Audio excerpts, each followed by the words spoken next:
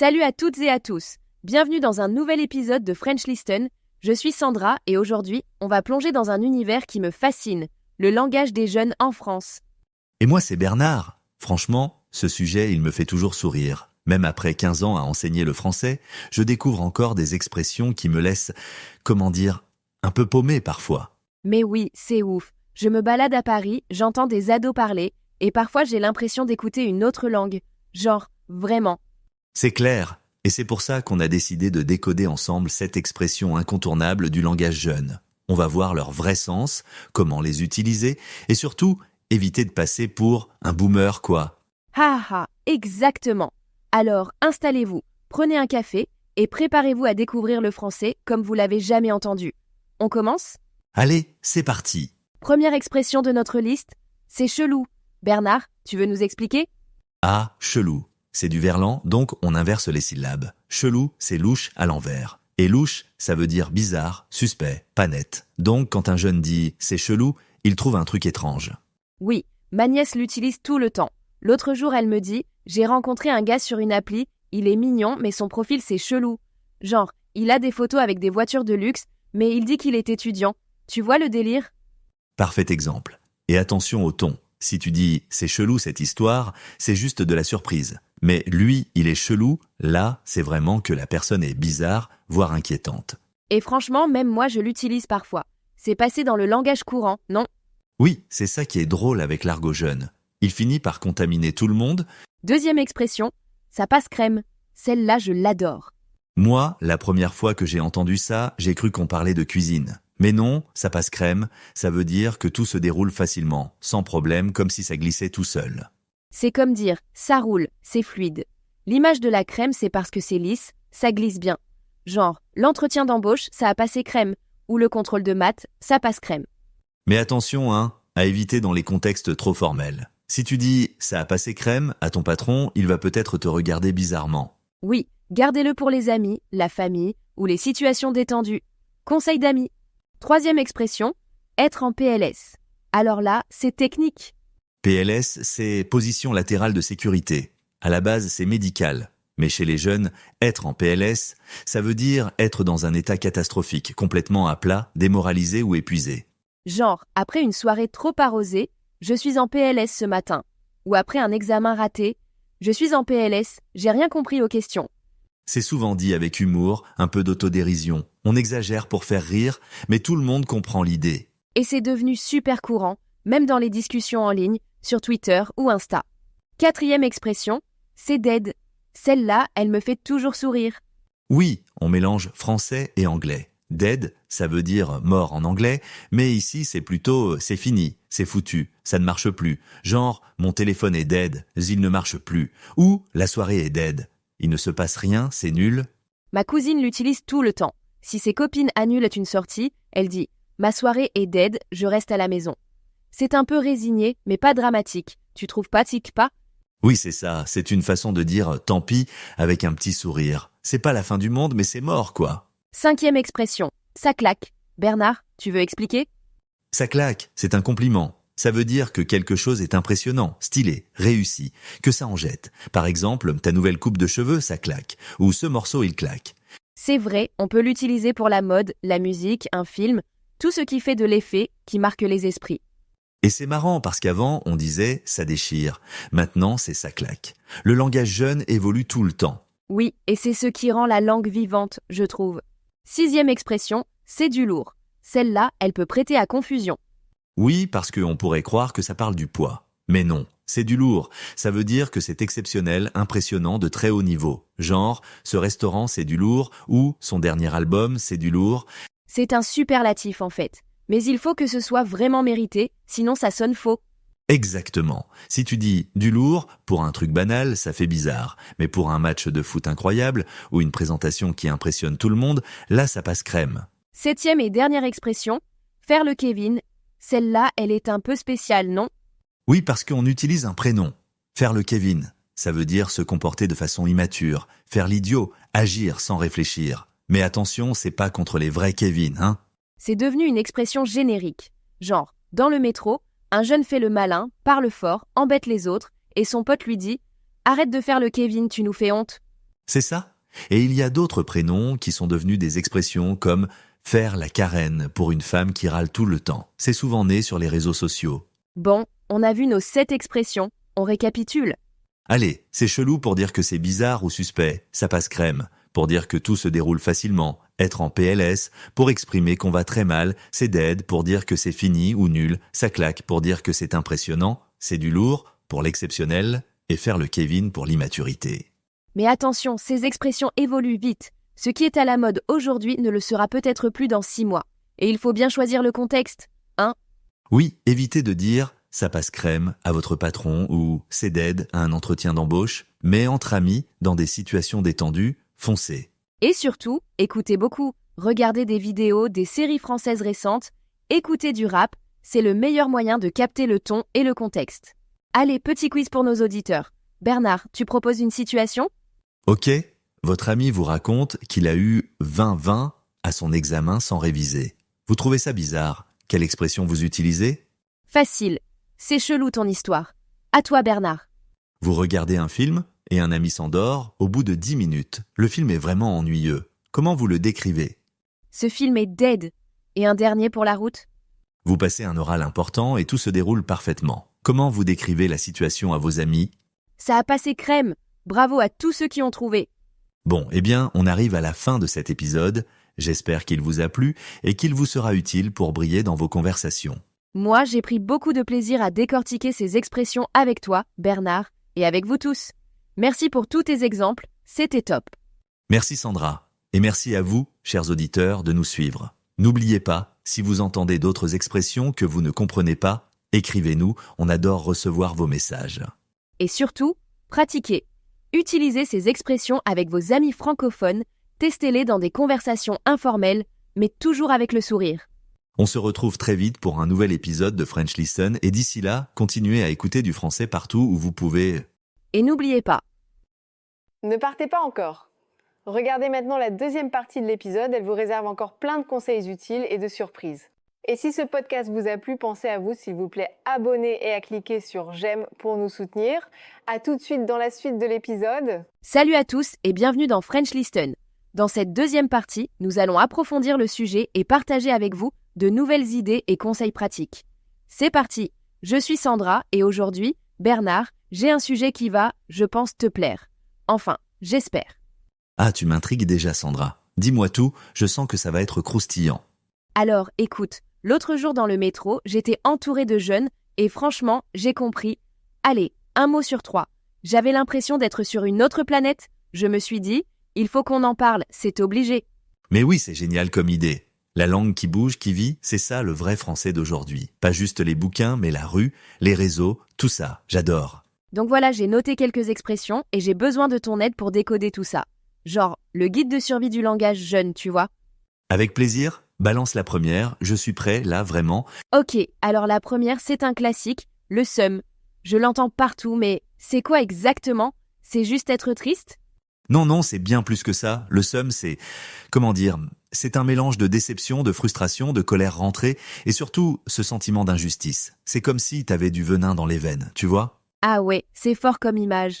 Et ça vient d'où, ce mot? Ça vient de l'arabe tsem, qui veut dire le venin. Donc, avoir le seum, c'est vraiment ressentir cette amertume, ce truc qui te ronge. Et tu peux dire, j'ai trop le seum. Il m'a mis le seum, tu vois? Ok, donc c'est pas juste « je suis triste », c'est « je suis dégoûté », c'est pas juste. Mais on évite de dire ça au boulot, hein? Ah non, surtout pas, c'est du très familier, à garder pour les potes, jamais pour le patron, sinon tu passes pour... Enfin, tu vois? Bon, deuxième expression, à skip. Je le vois partout à l'écrit, mais aussi à l'oral maintenant. C'est quoi l'histoire? À skip, c'est juste la contraction de « à ce qu'il paraît ». C'est né avec les SMS quand il fallait aller vite. Et maintenant, on le dit à l'oral, genre « à skip, il va pleuvoir tout le week-end ». Donc c'est un peu le « il paraît que », mais version 2024? Exactement. Et tu peux même le mettre à la fin d'une phrase pour ajouter une touche d'ironie, genre « ouais, t'étais coincé dans les bouchons à skip ». C'est un peu piquant, tu vois? J'adore. Mais bon, on évite dans les mails pro, hein? Ah oui, là c'est direct la honte. C'est pour les potes, les réseaux, pas pour le boulot. Alors, le prochain c'est « wesh ». Je t'avoue, je comprends jamais si c'est un salut, une question ou juste un bruit. C'est tout ça à la fois. À la base, ça vient de l'arabe algérien, weshrak, comment tu vas. Donc, ça peut être un salut, mais aussi une interjection de surprise, ou même juste un tic de langage genre « Eh wesh, il est parti sans payer ». Donc, faut vraiment capter le contexte. Mais pour un apprenant, vaut mieux l'observer que l'utiliser, non? Exactement. Si tu le places mal, ça sonne tout de suite faux. Mieux vaut comprendre avant de tenter de l'utiliser. C'est un mot qui demande une vraie maîtrise des codes sociaux. On passe à quelque chose de plus positif. Une pépite. J'entends ça pour tout, un resto, une chanson, un film. C'est quoi la nuance? Une pépite, c'est une vraie trouvaille, un truc rare et précieux. C'est pas juste c'est bien, c'est j'ai découvert un truc génial que personne connaît. Tu peux dire cette série c'est une pépite, ou même pour une personne, notre nouvelle collègue c'est une pépite. Mais faut pas en abuser, sinon ça perd de sa valeur, non? Exactement. Une pépite, c'est rare. Si tout devient une pépite, ça veut plus rien dire. Alors celui-là, je le vois partout sur Insta. OKLM. C'est quoi? C'est juste au calme. Oui, mais avec du style. C'est être tranquille, détendu, genre je suis au KLM sur mon canapé. Mais ça peut aussi vouloir dire que tu fais un truc facilement, sans stress, genre j'ai passé l'examen au KLM. Donc, c'est la détente absolue ou la facilité absolue, mais à utiliser dans des contextes légers, pas quand ton pote est en galère, hein? Voilà, c'est une question de bon sens. C'est pour les moments chill, pas pour consoler quelqu'un. Celui-là, il me fait toujours rire. Chais. Mais c'est un peu méchant, non? C'est le mot de la vengeance karmique.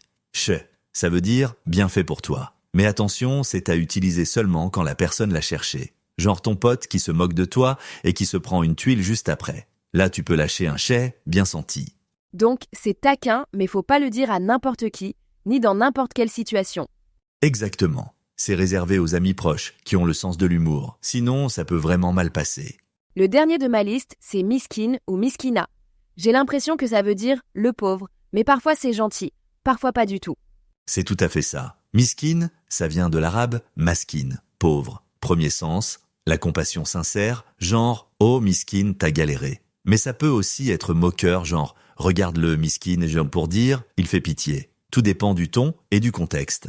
Donc, pour nous, les apprenants, mieux vaut rester sur le sens gentil, non? Oui, c'est plus sûr. Le sens ironique, c'est niveau expert, faut bien connaître la personne et le contexte. Bon, on a fait le tour. Le seum, askip, wesh, pépite, OKLM, chez, miskin. J'ai l'impression d'avoir un vrai décodeur maintenant. C'est ça qui est c'est beau. Ces mots, c'est pas juste du slang, c'est une fenêtre sur la culture, sur les émotions, sur les rapports sociaux. Mais attention, faut écouter, observer et pas se précipiter pour les utiliser. Oui, le mieux, c'est d'écouter autour de soi, dans la rue, dans les séries, et savourer le moment où on comprend enfin ce que ça veut dire. C'est une petite victoire à chaque fois. Et si vous entendez d'autres expressions bizarres, envoyez-les nous. On adore décoder tout ça avec vous. Bon Bernard, je crois qu'on arrive à la fin. Merci pour toutes tes explications, c'était vraiment une pépite cet épisode. Merci à toi Sandra, et merci à vous tous de nous avoir écoutés. Si cet épisode vous a aidé, laissez-nous un petit commentaire, ça nous fait toujours plaisir. Et abonnez-vous, bien sûr. On se retrouve très vite pour un nouvel épisode, peut-être sur l'argot régional ou l'évolution du langage. Qui sait?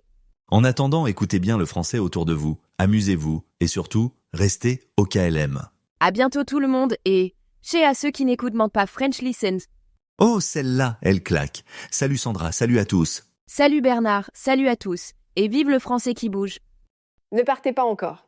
Regardez maintenant la troisième partie de l'épisode qui vous réserve encore plus de conseils utiles et de surprises. Et si vous aimez ce podcast, n'oubliez pas de vous abonner et de cliquer sur j'aime pour nous soutenir. À tout à l'heure pour la suite de l'épisode. Bonjour et bienvenue à toutes et à tous. Aujourd'hui, on explore quelque chose d'un peu particulier, la description d'un podcast français. Il s'appelle « 7 expressions jeunes français expliquées » et il promet, tenez-vous bien, de révéler le vrai sens de ces expressions. Alors là, ça pique la curiosité, non? Bon, évidemment, notre but ici, c'est pas de jouer aux devinettes sur ces 7 expressions, on les a pas, mais plutôt de voir ce que ça nous dit, le fait même qu'on ait besoin de décoder ce langage jeune. Pourquoi s'y intéresser? Qu'est-ce que ça révèle sur la communication, sur la société? C'est ça la vraie question, je trouve. Oui, tout à fait. Et ce terme « vrai sens », il est très parlant. Ça suggère d'emblée qu'il y a un décalage, une sorte de code en fait. C'est un mécanisme assez classique dans les groupes, surtout chez les jeunes, pour marquer son appartenance, se distinguer aussi, jouer avec la langue. C'est un marqueur social, quoi, et en constante évolution. Et cette idée de décodage, justement, ça sous-entend que c'est pas si transparent pour tout le monde. Que pour ceux qui sont pas dans le truc, c'est un peu opaque. Exactement. Alors, Est-ce que c'est une volonté d'exclure un peu? Ou c'est juste que ça va trop vite? Que l'évolution est tellement rapide aujourd'hui? Ben, c'est sûrement un peu des deux, vous savez. Il y a clairement une fonction identitaire. On parle comme des amis, ça soude le groupe. C'est important. Mais il y a aussi, c'est vrai, la vitesse incroyable à laquelle tout circule maintenant. Les réseaux sociaux, la musique, les jeux, ça bombarde. Du coup, le langage absorbe tout ça, le transforme à une vitesse folle, et ce besoin de traduction, bah oui, ça montre bien cette rapidité, ce renouvellement permanent qui peut laisser certains sur le côté. On dit souvent que c'est un laboratoire linguistique, ce parler jeune. Concrètement, ça veut dire quoi? Qu'est-ce qui s'y passe comme expérience? Ah oui, c'est vraiment ça, un laboratoire. Très actif même. Alors, on y observe beaucoup d'emprunts, à l'anglais bien sûr, mais pas seulement. Il y a les jeux sur les mots, le verlan, qui est pas mort du tout, il se réinvente. Ah bon? Il bouge encore. Ah oui. Oui. Et puis les mots coupés, les créations pures. Et surtout, les glissements de sens. Un mot banal qui prend soudain une charge ironique, ou plus forte, l'influence d'Internet là-dedans, elle est énorme. La culture des mèmes, le langage texto qui déborde sur l'oral, c'est... Foisonnant. C'est fou cette créativité, cette capacité à innover. Mais alors, est-ce que c'est plus utile de comprendre ces mécanismes, comme vous dites, plutôt que d'apprendre les mots du moment? Des mots qui, bon, seront peut-être oubliés dans quelques mois, quoi. Ah ben pour moi, il n'y a pas photo. Mémoriser des listes de mots, ça a un intérêt limité. C'est très éphémère. Par contre, comprendre pourquoi ça bouge comme ça et comment ça bouge, là on touche à quelque chose de plus profond sur les dynamiques sociales, culturelles, même technologiques actuelles. Ça nous dit des choses sur les références, les préoccupations d'une génération. C'est un miroir en fait, même s'il change vite. D'accord. Donc même sans être à la page sur le dernier mot à la mode, s'intéresser à ces phénomènes, c'est quand même une bonne façon de prendre le pouls de la culture française d'aujourd'hui ou des tendances sociales plus larges. Exactement. C'est de la sociolinguistique pure, en fait. L'étude de la langue dans son bain social, comment elle varie et qu'est-ce que ça signifie. Donc, analyser le parler jeune, c'est pas du tout anecdotique. C'est regarder la langue vivre, quoi. C'est voir comment les identités, les relations se jouent aussi dans les mots. Et ça pose une question intéressante. Comment on documente ça, ces formes orales si changeantes? C'est vrai. Comment on capture ce qui est fait pour disparaître ou se transformer. Donc au final, la simple description de ce podcast, ça nous a ouvert pas mal de portes. On voit bien que le langage, c'est un terrain de jeu social, identitaire, qui bouge sans arrêt. C'est ça. L'important, c'est moins le catalogue de mots que de saisir les forces derrière leur création, leur diffusion. Et pour terminer, peut-être une petite question pour la route. Cette accélération du changement linguistique chez les jeunes, avec le numérique, qu'est-ce que ça nous dit au fond sur notre rapport au temps, à l'information, à ce qui est dur ou pas? Peut-être que ce côté éphémère du langage, c'est juste un symptôme d'une culture plus large, celle de l'instantané. Voilà, de quoi réfléchir. Merci beaucoup de nous avoir suivis pour cette exploration.